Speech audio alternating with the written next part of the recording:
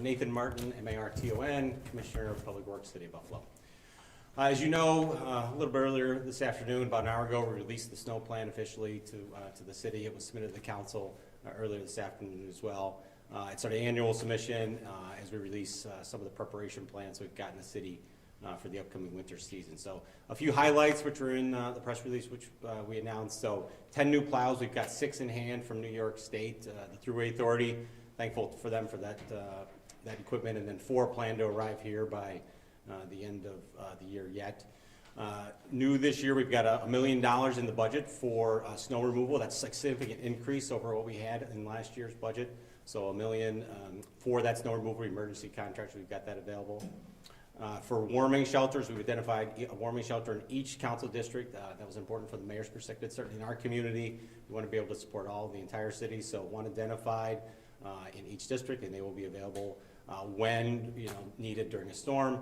And then communication. So we've had a lot of dialogue about communication. Additional communication elements. Buff Alert is able to be translated into multiple languages for those with a language issue in terms of translation.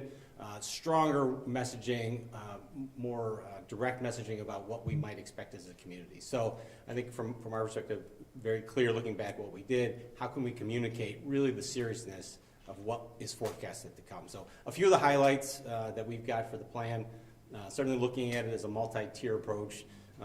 This year a little bit differently, putting on paper how we handle a major storm versus snow, traditional snowfall, so we've got that outlined. But yeah, so I'll answer any questions at this point in time. What was the process? Obviously, deadly blizzard, significant snowstorm in November of last year. Kind of city was a little bit unscathed in that, mostly south towns, but something that you guys had to still prepare for. What was that process like, reviewing all of those things to get to this point now, and what's different from this snow plan from the one last year? Yeah, well, so the first difference in this snow plan is exactly what you referenced. So, we were hit with historical, generational storm, something that the city hadn't seen in a while. November affected the south towns pretty harshly, right? The city might have escaped a major hit, but the southern part of the city really got it worse.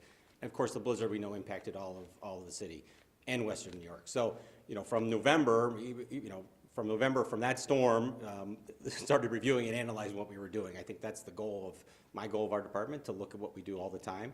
So we started reviewing it post-November. Certainly we were hit with December, reviewing it post-December and throughout the winter. So pulling our DPW team together, but I think as a city, the plan gives a glimpse into some other departments as well. Community services, and their ability to communicate with residents, police and fire and how they are part of the response team, certainly 311 and that team, connecting with the community again. And then, again, the warming shelters, making sure they're available for our residents. On the map of the warming shelters, it sort of was a bit noticeable that they're kind of in the perimeter of the city more so. There's not one really centrally located around the 33 neighborhoods that were slammed, frankly, last year by this storm. What went into the process of selecting them, and why isn't there one right there, kind of in the heart of the east side? Yeah, so we've got one in every district. So that was the core goal. So we unfortunately aren't able to open a shelter right around the corner from everybody in the city. So there is some ability or need to be able to get there. The idea with the shelters is that we promote when they're open ahead of the storm. So the last thing we want to do is have everybody in the middle of a storm try to get to a shelter. If conditions are dire, and we understand that, but our goal is to say, the storm is going to hit a part of the city. This shelter is open, or those shelters are open. Please get there ahead of the storm. So from that perspective, we would help people be ready for the storm and not have them put themselves in harm's way getting there. What's the status of that emergency manager position? How are you involved in that hiring process? Yeah, certainly. We're very close to the hiring of that position. I think you heard an update from the mayor last week. So that's a very close to that selection. Will it still be in the Buffalo Fire Department? I know there isn't currently an emergency manager now, and currently the commissioner is taking on kind of that responsibility? Yeah, it'll still be coordinated through the fire department, from what I understand. Okay. And the state activation, I saw that was kind of a central point. What will the communication be like with New York State so that those resources can be here? Yeah, so certainly the communication for additional resources is submitted through DLAN. That's that county's disaster land system. So we used that last year during both events. We'll use it again this year as well. So submitted to the county to see if a fulfillment there, and then it gets kicked up to the state level. So city, county, and state are all communicated and coordinated on those requests. And it's just a matter of who can fulfill them, you know, at what level. Has there been any communication with the county for their snow removal plan? Because, you know, last year in the blizzard, there's seemingly a tit for tat going on with the county executive and the mayor about snow removal and who's doing it better, or we had to go help you, blah, blah, blah. Has there been communication in their plan and your plan? Certainly from the perspective of DPW, and I would speak to the mayor, we've been strong communication throughout this year. So the FEMA training that I think that the news was at last week, highlighting the coordination that we've had from a city, state, and county standpoint. We continue to have communication with the county all the time. I had another training session with the county last week with the DPW team. There's another training session Friday. So we're in close communication with the snow removal portions of the city and how we communicate on behalf of the entire community. Were there any changes to the snow? I know that, when we get to a blizzard level and there's like a ton of snow, we can't just plow in the city. Right. Were there any changes to the removal process of the snow and how the city's going to go about that? So the removal process is still conceptually the same. So the plan provides a framework of how we do that. There's no simple way to go other than to get a front loader, lift up snow, put in a dump truck, and haul it away. So how you do that effectively, it does involve pre-positioning. So a lot of conversations with the county and our contractors and their contractors about when we see it coming, can and will we pre-position ahead of the storm to help accelerate some of that cleanup afterwards. So that's what we're looking at in terms of the response. And I saw the pre-position, sorry, I have a ton of questions, but I saw, it's a 68-page report, so maybe. I saw the Please. pre-positioning involved the Buffalo Fire Department and placing equipment there. How is that gonna work? Because I've been to some fire halls in South Buffalo, and they are teeny tiny, and you can barely fit 2 fire trucks in there. Yeah, so they won't necessarily go in the firehouse themselves, but they would be available for the firehouse. So, what we saw during the blizzard especially was the ability for any vehicle other than some really high wheel vehicles, those front end loaders, to be able to get through the snow. So our front end loaders and county and state front end loaders provided sort of escort services. So the goal is to get that equipment to the firehouse, not in it, but near it, to be available. So when there is a call and they need to respond, they can roll right out. Nate, can you just expound on that? That was a task force that was put into place during, I think maybe somewhere during the November storm, combining police, fire, and DPW all working together. Can you just sort of expound on that? Yeah, so during November and certainly December, when there was a call in any of those areas that amount of snow, regular vehicles, pedestrian vehicles, even SUVs cannot get through that height of snow. Plow trucks, because of their axle height and how they're made, can't effectively get through snow. Police vehicles can't get through that snow, and fire trucks, because again, the make of the vehicle, can't get through that. So we coordinated to put a front loader in front of a police vehicle or a fire engine or a vehicle or a piece of equipment to get that through the snow to wherever the call might have been. So we coordinated that in November and December. Hi, how you doing? No, no, it's- Just a quick break. Yeah.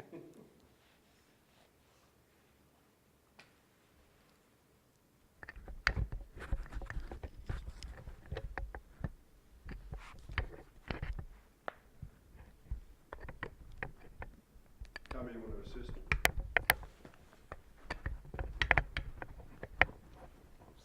That's good. You got it? Yeah. There you go, just give it a click in. All right. Carry on. How, That answer your question? yeah. Okay. And how important will the pre-communication with the tiered levels, like, are you hoping that by saying, oh, this is a tier 1, everyone don't panic, versus like tier 3, you can panic a little, get to somewhere safe, Yeah. take precautions? Certainly we've set it up that way just from a way to sort of communicate and talk about it. So we will talk about the storm very clearly. We may not say this is a tier 1 event, but we as we know in Buffalo, in Western New York, we get a lot of standard snowfall events. When we get to that tier 2 or tier 3, large amounts of snow that we know are going to deposit lake effect snow, we will have strong communication about what we might see and where we might see it. Again, working closely with forecasts, National Weather Service will be part of our pre-storm. So when we know, we will be attempting to communicate as quickly as we can, as upfront as we can, so the community is aware. We don't want anybody not aware of what's coming, so we'll try all the means of communications that we can and try to reach as many folks as we can. So it's social media, traditional media, Facebook, X, formerly known as Twitter, so all those uses. Have you looked at other cities along, in similar positions to Buffalo? I know that we're kind of unique in the way the snow comes off the lake Right. from a meteorological standpoint, but other cities that might have emergency plans like this, have you taken any cues from their plans and implemented them here? Yeah, certainly, there's been communication, so both at my level and deputy commissioner's level about what are those practices. There's no easy way to lift and move snow. So that when you get to those blizzard-like conditions, tier 3, or even those significant snow forms, the only thing to really do is pick it up and put it in a truck and haul it away. So there is no better way than that. You can use large blowers, but you can't necessarily go down a small street with a blower that won't fit down the street. So our narrow streets of the city are really, really tricky. And of course, we know some of the issues that happened last year with parking and cars abandoned and what problems that creates. So the idea of that early warning is to allow residents to listen to it and help us with travel even. So get your cars parked on the right side of the road, or get off the road if you can, certainly to allow the plow trucks and front-end loaders or plow trucks themselves just to be able to get through the streets quicker. And can we see travel bans implemented earlier? Because I think that was a huge problem. People went to work in the morning and then couldn't get home at 3 o'clock or 4 o'clock in the afternoon. Yeah, certainly a lot of communication from the city related to that, and even with the county about how travel bans would be implemented. We want to implement that far enough in advance when needed, and again, when forecast predicts, but not too far to make sure we're not missing anything. All right, Seven might have some questions, but just before that, Yeah. Commissioner, just to be clear, on the $1 million for the emergency snow removal, that is for private contractors, and that's a huge increase from last year in the budget. Yeah, I think it's 350% increase from last year, so we know that money is available for those private contractors. When that tier 2 or tier 3 events and we need to move that snow, we have that money available.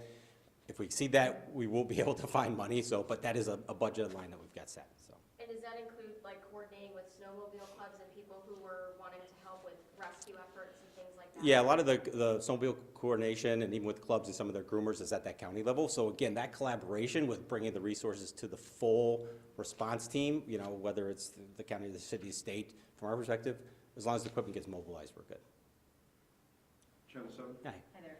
So why isn't there any mention of an emergency manager in the snow plan? Well, there actually is a mention of the emergency manager in the snow plan. The emergency manager will be part of that team. We're very close to that, filling that position now. So that and the fleet manager are both mentioned in the plan.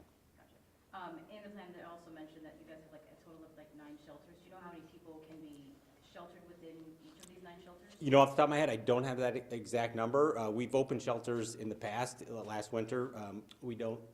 We haven't traditionally seen a lot of people come to those shelters, but we're hopeful with an advanced notice that this shelter will be open during the storm, that those who may feel uncomfortable would be able to get to a shelter. So we can get those exact numbers for you. Gotcha. What will these shelters, have? Well, in the plan, it talks about cots and MREs and water, some of the basics that are available from a life safety perspective.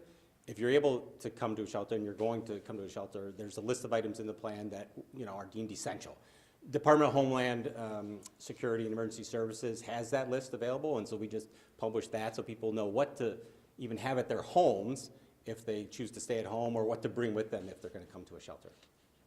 Mm-hmm. All righty, maybe we're just, Commissioner Martin, just one more time Sure. for Channel 7, because Yeah. just a few minutes. Sure. Again, just off the top, just some of the Yeah. highlights. So we released the plan about an hour ago to the public, and it was submitted to the Common Council a little bit earlier this afternoon, so ahead of the November 1 deadline, which is there. Some of the highlights that you've heard the mayor talk about previously, but a communication aspect, so stronger communication, more widely ranging communication to those who have English isn't their native language, so we've got the ability to translate that through the Buff Alert system. Certainly iPause, the wireless emergency alert system, we're going to be able to take advantage of with the county, so that's one aspect.